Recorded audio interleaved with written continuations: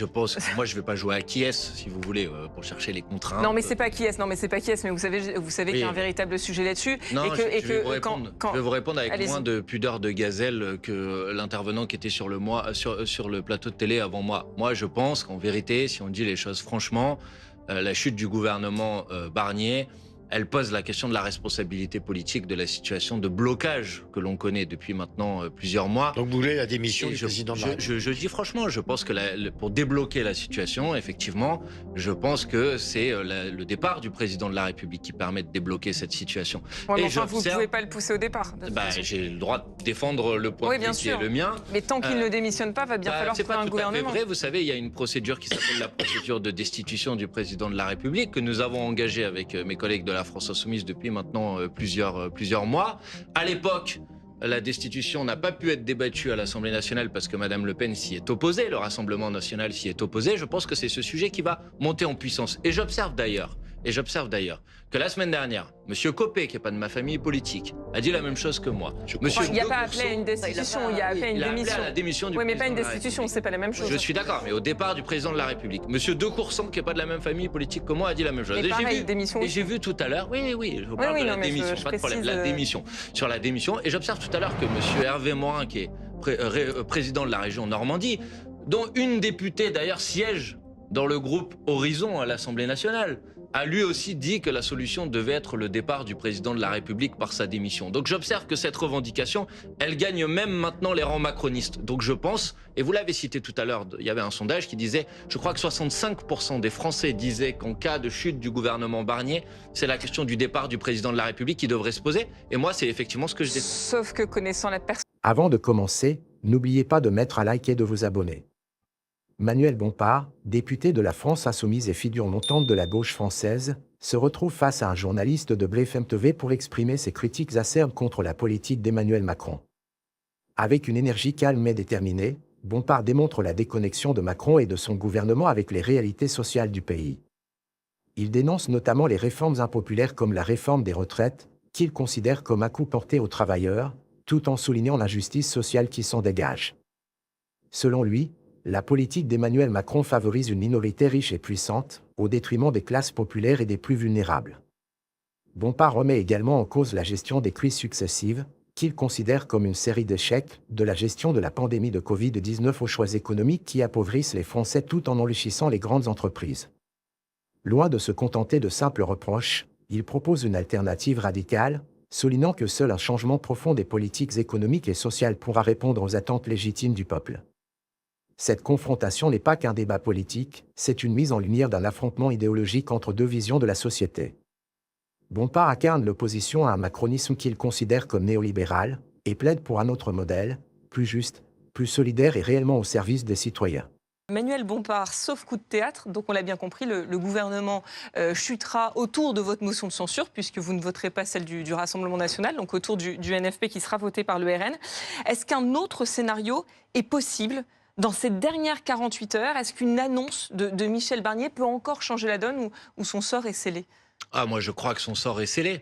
Je crois qu'on a assisté déjà depuis plusieurs jours à un spectacle qui était quand même assez pitoyable, d'une négociation de marchand de tapis, alors qu'en vérité, les grandes orientations de ce budget de la sécurité sociale n'ont pas été modifiées en profondeur. Et qu'à partir de ce moment-là, hormis en reniant totalement ses convictions, je ne vois pas comment M. Barnier obtiendrait un autre résultat mercredi soir que celui de la censure. On a entendu la gauche dire que Michel Barnier cédait au Rassemblement national. Mais au bout du compte, quand on regarde la baisse des taxes sur l'électricité, la fin de l'accélération du déremboursement sur les médicaments, tout ça, c'est des bonnes nouvelles pour les Français. Peut-être que les Français ne vont pas comprendre pourquoi vous votez la censure. Mais dans le budget de la sécurité sociale, il y a aussi le report de la revalorisation des pensions de retraite. Et ça, c'est une mauvaise nouvelle pour les Français. Il y a aussi des baisses de remboursement des consultations médicales. Et ça, c'est une mauvaise nouvelle pour les Français. Donc, vous pouvez me dire la copie est moins pire que ce qu'elle était initialement. Il n'en demeure pas moins qu'elle reste mauvaise. et qu'à partir de ce moment-là, notre rôle, à partir du moment où on considère que l'impact de ce budget de la sécurité sociale serait mauvais parce qu'il pèserait sur tout le monde de manière injuste, à partir de ce moment-là, encore une fois, notre rôle, c'est ce qui nous reste. Le dernier outil qui nous reste pour nous opposer à l'adoption de ce budget de la sécurité sociale, c'est de voter la censure. On va évoquer l'après-Barnier dans un instant, mais d'abord, pas de budget. Est-ce que ça ne va pas être pire pour le pouvoir d'achat des Français? Parce que vous l'avez déjà expliqué, ce ne sera pas le shutdown, il y a une loi spéciale qui sera passée, il y a le budget 2024 qui sera reconduit. Mais il y aura des effets, et ce ne sera pas indolore pour les Français. 380 000 foyers qui vont voir leur impôt, qui vont entrer dans l'impôt, 17 millions de Français, je vous fais le détail, après vous me répondez, 17 millions de Français qui vont voir leur impôt augmenter, les taux d'emprunt qui vont augmenter, donc ça veut dire qu'on va payer plus cher le remboursement de la dette, donc ça ce sont les contribuables français qui vont payer aussi parce qu'il risque d'y avoir une panique sur les marchés, les agriculteurs qui disent bah voilà toutes les mesures qui avaient été prises par le précédent gouvernement, bah, il y en a les 2/3 en fait qui vont être mises en stand-by, on attendait des prêts là au 15 décembre, il n'y a rien qui va se passer, la Confédération des petites et moyennes entreprises qui dit ça va être une catastrophe parce que nous sans budget bah, on peut plus embaucher, on peut plus rien faire, on peut plus investir. Est-ce que vous ne prenez quand même pas le risque de plonger la France dans une situation extrêmement compliquée d'un point de vue financier avec un impact pour les ménages et les entreprises? Alors, je vais répondre à vos questions, si vous voulez bien, point par point. Premièrement, vous dites si ce budget de la sécurité sociale, je vous rappelle qu'on est en train de parler du budget de la sécurité sociale. Hein. La question des impôts, des tranches d'impôts, c'est le budget de l'État. Hein. Ça va mal se passer aussi. Ah, très bien. Je vous dis s'il n'y a pas de budget. Excusez-moi d'être un peu précis. Là, en l'occurrence, on parle du budget de la sécurité sociale. Parce que le fait est, juste pour faire une petite parenthèse, c'est que là, concrètement, si le gouvernement Barnier chute sur le budget de la sécurité sociale, ce serait quand même très étonnant qu'on réussisse à voter le budget de l'État avant la fin décembre. C'est pour ça que je me permets d'anticiper. J'essaie juste d'être précis dans ma réponse. Mais allez, si vous voulez, prenons le principe qu'il n'y aura ni budget de la sécurité sociale, ni de budget voté. Ce qui est le plus probable. Qu'est-ce qui va se passer? Premièrement, je rappelle quand même, parce que tout le monde a l'air de considérer qu'automatiquement, on va renouveler le budget de l'année précédente. Il y a quand même une autre hypothèse possible, c'est qu'il y a un nouveau gouvernement qui soit mis en place, et que ce nouveau gouvernement, d'ici au 31 décembre, soumette à l'Assemblée nationale et au Sénat une autre copie budgétaire et qu'elle puisse être adoptée. C'est une première possibilité. Vous y croyez à cette possibilité? Je vois bien que plus on avance, plus les délais vont être courts, mais ça, je crois quand même que ceux qui en portent la responsabilité, c'est ceux qui se sont succédés sur ce plateau avant moi. Parce que en ce qui me concerne, je n'ai pas attendu le 5 ou le 6 décembre, je ne sais plus quel jour on est exactement pour censurer ce gouvernement. J'ai dit dès le début que le 3, là, le 3, ça sera le 5, ça sera le 4, ça sera le 4. Projette déjà dans ça sera le 4. Mais bref, répondons aux questions que vous avez posées. Bon, imaginons que c'est le budget de l'année précédente qui va être reconduit. D'abord, ça aura un impact positif sur le pouvoir d'achat des Français. Parce que, par exemple, le report de la revalorisation des pensions de retraite, contrairement d'ailleurs à ce que j'ai entendu tout à l'heure sur ce plateau, il est inscrit dans la loi de manière automatique. C'est-à-dire qu'il n'y a pas besoin d'un nouveau budget de la sécurité sociale pour que les retraites soient revalorisées au niveau de l'inflation au 1er janvier. Donc, le budget de la sécurité sociale de M. Barnier, il se traduit par un impact négatif sur les pensions de retraite. Si vous faites tomber le gouvernement, ça aura un effet positif sur les pensions de retraite. En ce qui concerne la question de l'impôt sur le revenu, vous dites, en gros, dans le budget, il était prévu d'indexer sur l'inflation les tranches, le barème, de telle sorte à ce que ça n'ait pas d'impact. Mais madame, les déclarations d'impôts, elles ont lieu au mois d'avril, au mois de mai, au mois de juin. Il est tout à fait possible pour un gouvernement qui serait mis en place de faire ce qu'on appelle un projet de loi de finances rectificatif en janvier ou en février et de réindexer le barème de l'impôt sur le revenu. Donc c'est mensonger de faire croire que faire tomber ce budget se traduira automatiquement par le fait que plusieurs centaines de millions de Français vont voir leur impôt sur le revenu augmenter. Ce n'est pas vrai. Quant à la question, pardon, je termine. Alors allons-y, parce qu'il y a les agriculteurs et les entreprises. La question de l'agriculteur, ça me fait, pardonnez-moi, assez sourire. Parce qu'en l'occurrence, le budget de M. Barnier propose une baisse du budget de l'agriculture de 8%, c'est-à-dire 600 millions d'euros en moins. Donc faire tomber le budget, c'est maintenir le budget de l'année précédente, qui est mieux disant le budget du ministère de l'Agriculture. Et ensuite, il y a un certain nombre de Arnaud Rousseau, le patron de la FNSEA, qui dit que ça va être catastrophique. Eh bien, excusez-moi, mais ce que dit M. Rousseau sur ce sujet n'est pas vrai. Et en l'occurrence, s'il y a dans ce budget des mesures positives, elles peuvent tout à fait être prises par voie réglementaire. Et le dernier point que vous avez évoqué, c'est la possibilité d'avoir une instabilité sur les marchés, sur les taux d'intérêt. C'est un communiqué de la Confédération des petites et moyennes entreprises cet après-midi. J'ai entendu depuis plusieurs... Qui vous alerte, qui vous met en garde là-dessus. J'ai entendu depuis plusieurs jours, oh là là, on emprunte au taux de la Grèce, c'est la catastrophe, etc. Vous savez à combien on emprunte la Grèce en ce moment? Pas très cher. 3%. Oui, non, Vous savez que 3%, c'est-à-dire les taux d'intérêt pour la France aujourd'hui, vous savez qu'ils sont plus bas que les taux d'intérêt pour la France. Mais il y a l'écart n'a exactement jamais un an. été aussi grand avec l'Allemagne. Est-ce que vous êtes au courant que le taux d'intérêt pour la France aujourd'hui, malgré tout ce qu'on est en train de dire, sont plus faibles que les taux d'intérêt pour la France l'année dernière à la même période? Reconnaissez que l'écart. Je vous dis pas merci Macron, je vous dis ne me faites pas dire, ne faites pas croire aux gens que ça va être le blackout budgétaire, la spéculation sur le taux de change, c'est juste inexact. Reconnaissez, monsieur Bompard, que l'écart, ce qu'on appelle le spread entre les taux d'intérêt français et allemands, lui, s'écarte sérieusement. Or, nos entreprises, nos PME, elles sont souvent en concurrence sur les marchés avec des entreprises et des PME allemandes qui vont avoir un triple avantage de compétitivité, une main-d'œuvre moins chère, un coût du travail moins élevé, des taux d'intérêt plus faciles, et puis souvent des performances et de la compétitivité supérieure. C'est très intéressant ce que vous dites. Vous savez, quand on a eu le débat au mois de septembre sur quel était le gouvernement, et que nous avons proposé un gouvernement du nouveau Front populaire avec Madame Castet à l'époque, et j'ai entendu, si vous nommez ça, il y a des prévisions économiques qui disent que le spread, ce que vous êtes en train de parler, va passer à 80. Vous savez à combien il est aujourd'hui? En plus. Il est à 88. Oui. Donc, je trouve ça quand même assez marrant. C'est-à-dire qu'au mois de septembre, on nous a dit surtout pas le gouvernement du nouveau Front populaire, ça va être la catastrophe. Ça n'a pas été le gouvernement du nouveau Front populaire, la situation elle est pire. Est-ce que je peux ajouter une deuxième chose? C'est pas ma responsabilité à moi. C'est la responsabilité du gouvernement de M. Barnier. Vous nous avez expliqué comment on pouvait éviter... depuis 15 jours. Vous nous avez expliqué... Non, depuis plusieurs mois. Les 88, c'est les 2 dernières semaines. Peut-être que si on avait nommé le gouvernement du nouveau Front populaire à l'époque, on n'aurait pas eu cette difficulté. Mais moi, je suis pas responsable des choix. C'est l'instabilité née des motions de censure déposées pour renverser le gouvernement Barnier. C'est pour ça que c'est monté à 88. C'est l'instabilité née du choix du président de la République de nommer M. Barnier qui nous a mis dans cette situation. À l'autre bout du spectre social, vous avez expliqué comment les plus pauvres, on pouvait les protéger. Mais à l'autre bout, les riches vous disent merci. L'impôt spécial sur les hauts revenus, oublié. La surtaxe sur l'impôt sur les sociétés, oublié. Les allègements de charges pour les patrons ou les gros patrons, oublié. Donc finalement, vous rendez service. Parce que si le prochain Premier ministre reproduit tout le budget de Barnier, vous allez devoir le censurer aussi. Mais vous nous dites, on peut très bien rétablir ce qui était dans... Attendez, monsieur Barbier, excusez-moi. On peut tout à fait, dans un prochain budget, ne pas mettre les mesures qui impactent le pouvoir d'achat des Français et mettre les mesures qui mettent davantage à contribution les plus riches et les multinationales. Vous savez, c'est possible. On n'est pas obligé de prendre juste le budget de Barnier ou rien d'autre. On peut aussi faire un budget dans lequel on enlève la baisse de l'électricité, on enlève le report de la revalorisation des pensions de retraite et on met des mesures qui pèsent sur les émissions de censure. On va évoquer l'après, mais je me permets juste de vous interrompre parce qu'on a notre reporter qui nous attend.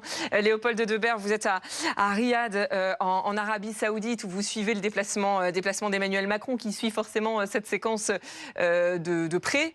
Il est, de ce que l'on nous dit, il a testé ces derniers jours des noms de potentiels successeurs à Michel Barnier.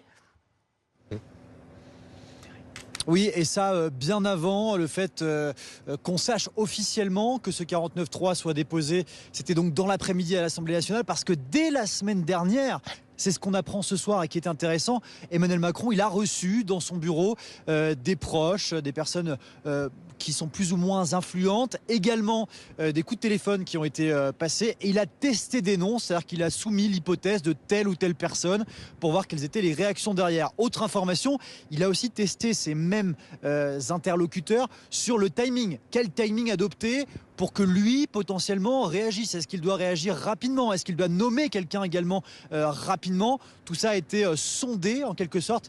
Et puis enfin, Perrine, autre information qui nous remonte de la part de plusieurs proches du chef de l'État ce soir, c'est le fait que Emmanuel Macron, il n'aurait clairement pas en tête, en tout cas au moment où on se parle, l'hypothèse d'une nomination à Matignon d'une personnalité de gauche. Il y a une personne, il y a encore quelques minutes, qui me disait, s'il nomme quelqu'un à gauche, il sait très bien qu'il va perdre sur sa droite, et ça, a priori, il en a conscience, Emmanuel Macron, notamment du côté des Républicains.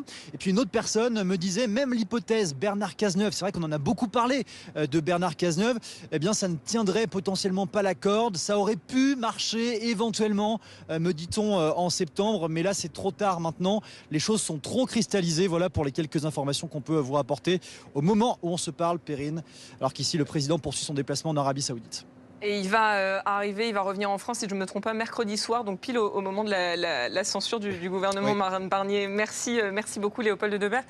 Bruno Jeudi, vous avez des informations sur les noms qui sont testés par Emmanuel Macron? Non, effectivement, l'Élysée commence un peu à plancher sur une possibilité d'un successeur à Michel Barnier, puisque la censure se dessine, et c'est vrai que le président a commencé un peu à tester des noms. Alors, on va éliminer l'hypothèse NFP. L'hypothèse Cazeneuve me paraît assez complexe aujourd'hui, puisque de toute façon, elle ne serait pas acceptée. Enfin, on peut redemander à M. Bompard. Je vous confirme. Si Bernard Cazeneuve est une possibilité acceptable pour. Pas de langue de bois, je vous confirme que ce n'est pas acceptable. Voilà.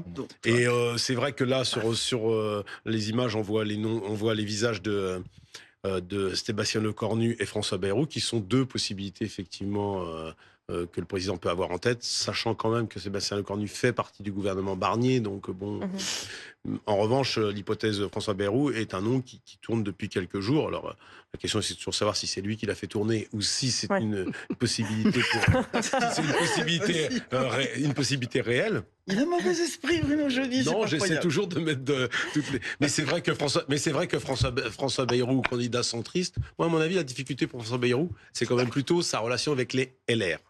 Caroline Barjon nous a rejoint. Vous êtes Barol, pardonnez-moi. Carole, qu'est-ce que je fais? Barol, Barjon, c'est pas mal. Non, mais excusez-moi, il est 23h41, voilà, ça y est, c'est la fatigue. Vous êtes éditorialiste politique à la revue politique et parlementaire. François Bayrou pourrait-il être l'homme de la situation? On va poser la question à Manuel Bompard dans un instant. Je crois connaître la réponse, mais je vous la pose d'abord. Moi, il me semble que dans la difficulté actuelle, parce que de toute façon, enfin, comme vous l'avez tous dit, c'est compliqué. Premier ministre de gauche serait censuré. Sébastien Lecornu, Bruno Jeudi vient de le dire, il est dans le gouvernement Barnier, donc c'est compliqué. Et au fond, François Bayrou, qui en rêve depuis extrêmement longtemps, c'est vrai que son heure pourrait être venue, pas seulement parce qu'il est centriste et qu'il est éventuellement compatible, alors il est compatible bien sûr, il est dans la majorité, un allié d'Emmanuel Macron, mais parce qu'il a eu des mots assez sympathiques ces derniers jours pour Marine Le Pen, quand la décision de justice, le réquisitoire... vous dites qu'il serait compatible avec le RN? Je dis simplement qu'il a eu des mots plutôt compréhensifs. Gérald Darmanin aussi. À l'égard, oui, c'est vrai, mais il y a ça. Et puis, une deuxième raison, c'est qu'il est pour la proportionnelle depuis très longtemps. Et on sait que Marine Le Pen la réclame. Donc, ce serait plausible. Ce serait plausible. Maintenant... Oui. Bon, Manuel Bompard, est-ce que je vous la pose, la question de François Bayrou? Ça sert à rien. Non, mais moi, je pense, je vais pas jouer à qui est-ce, si vous voulez, pour chercher les contraintes. Non, mais c'est pas qui est-ce. Non, mais c'est pas qui est-ce. Mais vous savez qu'il y a un véritable sujet là-dessus. Non, je vais vous répondre avec moins de pudeur de gazelle que l'intervenant qui était sur le plateau de télé avant moi. Moi, je pense qu'en vérité, si on dit les choses franchement, la chute du gouvernement Barnier, elle pose la question de la responsabilité politique de la situation de blocage que l'on connaît depuis maintenant plusieurs mois. Donc vous voulez la démission du président de la République? Je dis franchement, je pense que pour débloquer la situation, effectivement, je pense que c'est le départ du président de la République qui permet de débloquer cette situation. Ouais, enfin, vous ne pouvez pas le pousser au départ. J'ai le droit de défendre le point de vue qui est le mien. Mais tant qu'il ne démissionne pas, va bien falloir trouver un gouvernement. C'est pas tout à fait vrai. Vous savez, il y a une procédure qui s'appelle la procédure de destitution du président de la République que nous avons engagée avec mes collègues de la France Insoumise depuis maintenant plusieurs mois. À l'époque, la destitution n'a pas pu être débattue à l'Assemblée nationale parce que Mme Le Pen s'y est opposée, le Rassemblement national s'y est opposé. Je pense que c'est ce sujet qui va monter en puissance. Et j'observe d'ailleurs que la semaine dernière, M. Copé, qui n'est pas de ma famille politique, a dit la même chose que moi. Il n'y a pas appelé à une destitution, il a appelé à une démission. À la démission du oui, mais président pas une destitution, c'est pas la même chose. Je suis d'accord, mais au départ du président de la République, M. De Courson, qui n'est pas de la même famille politique que moi, a dit la même chose. Et j'ai vu tout à l'heure, oui, je vous parle de la démission, pas de problème, la démission.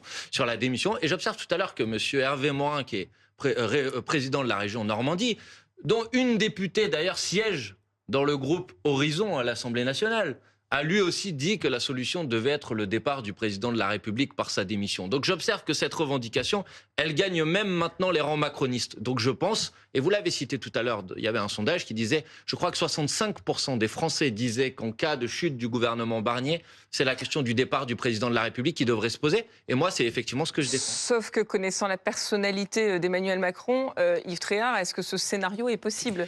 Alors, la personnalité de M. Macron, effectivement, est complètement étrangère à ça. Il n'y a pas de démission, ça serait une humiliation terrible. Déjà là, il a passé son temps avec Michel Barnier à veiller à ce que son héritage, notamment économique, ne soit pas détricoté. Je vous rappelle quand même que c'est la réforme des retraites, c'est une petite réforme du Code du travail, c'est certaines mesures fiscales qui sont importantes, et il a veillé à ça. Le seul problème, c'est que je ne sais pas s'il va avoir le choix. Parce que s'il n'arrive pas à nommer un Premier ministre qui ne soit pas immédiatement censuré, je ne vois pas comment on pourra éviter cette solution. Et je crois que un gouvernement technique. Mais ça n'existe pas. Ça n'existe pas.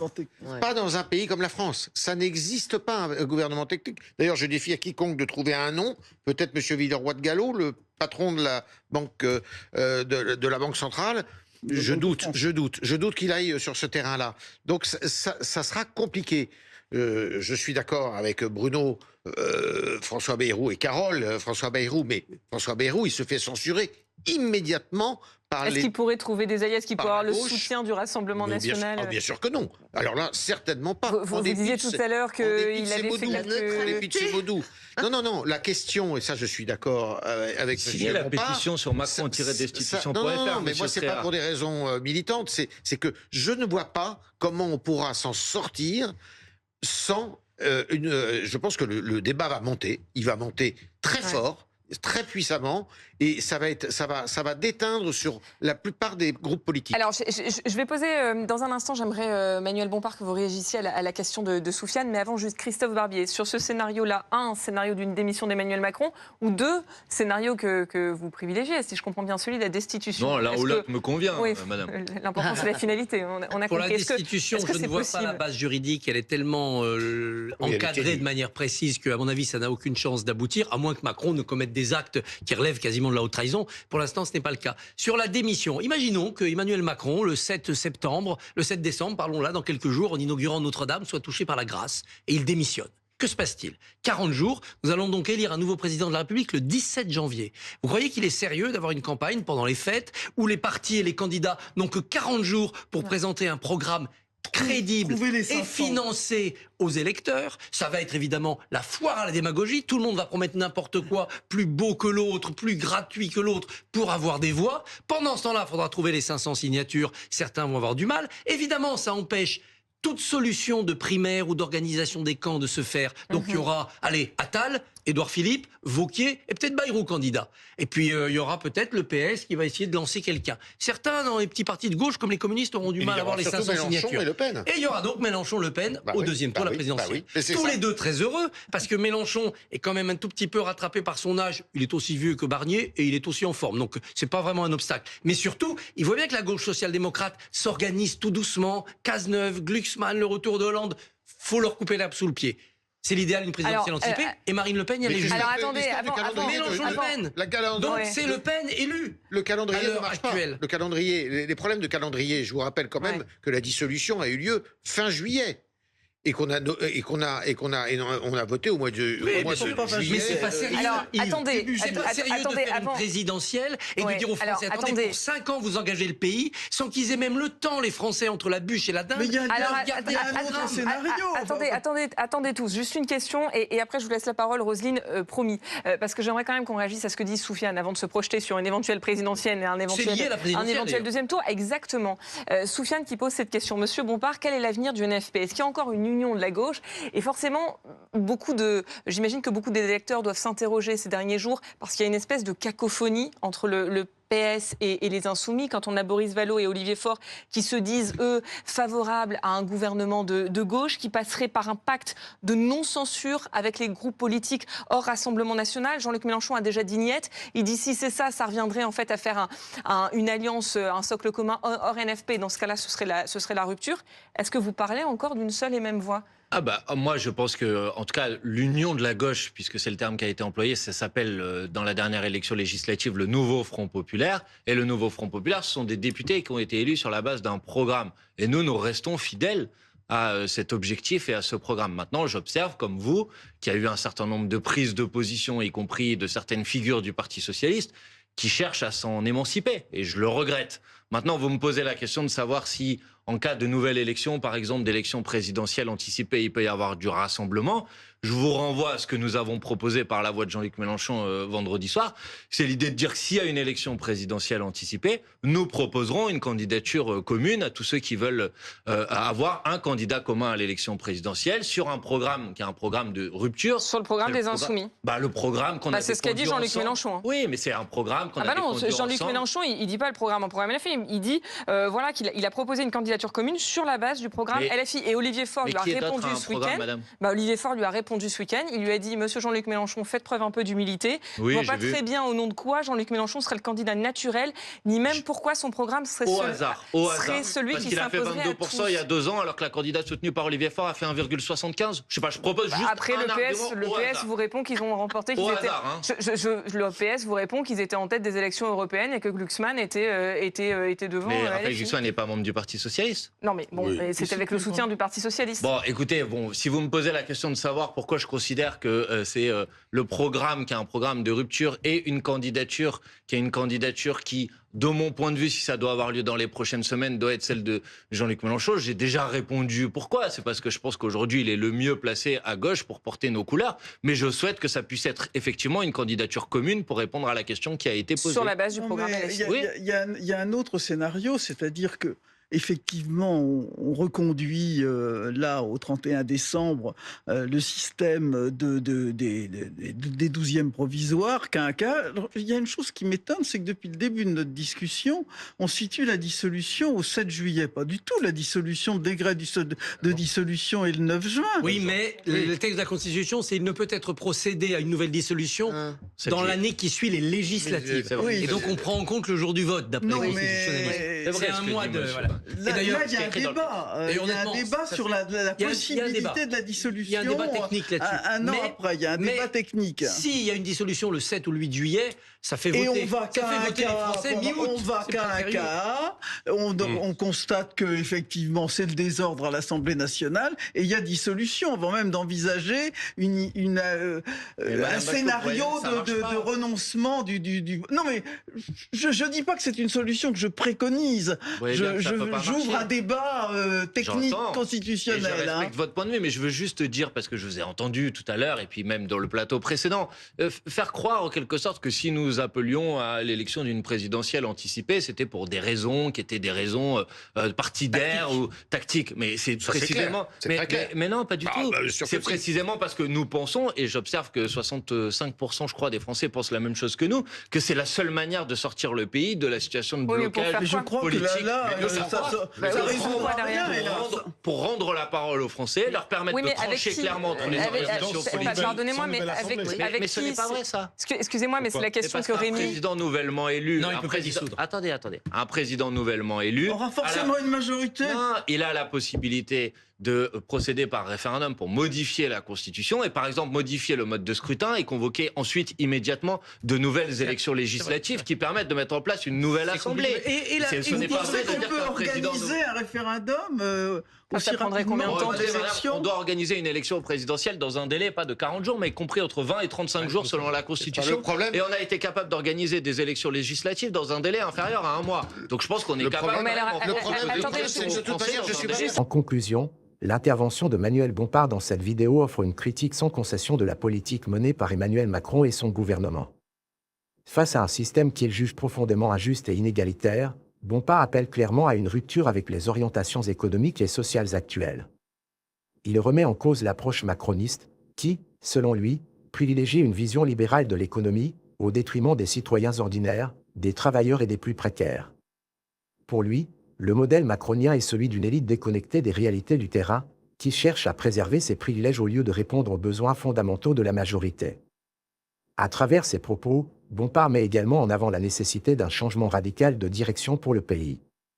Il plaide pour des politiques qui remettent l'humain et l'intérêt collectif au cœur de l'action gouvernementale, en contrastant fortement avec les choix de Macron, qu'il considère comme inadaptés aux défis contemporains. Que ce soit sur la question des retraites, des inégalités sociales ou de la fiscalité, il met en lumière les failles et l'inefficacité des réformes proposées par l'exécutif, soulignant que le statu quo ne peut plus durer. Cette confrontation ne se résume pas à un simple désaccord politique, mais plutôt à un appel à repenser profondément notre modèle de société, où les choix politiques doivent enfin refléter les aspirations du peuple. Le message de Bompard est clair, il est temps de se débarrasser des illusions d'un système qui favorise les plus riches et d'agir pour une justice sociale véritablement inclusive. Face à Macron, Bompard incarne une alternative qui, selon lui, est non seulement nécessaire mais urgente pour remettre la France sur le chemin d'une société plus égalitaire et solidaire.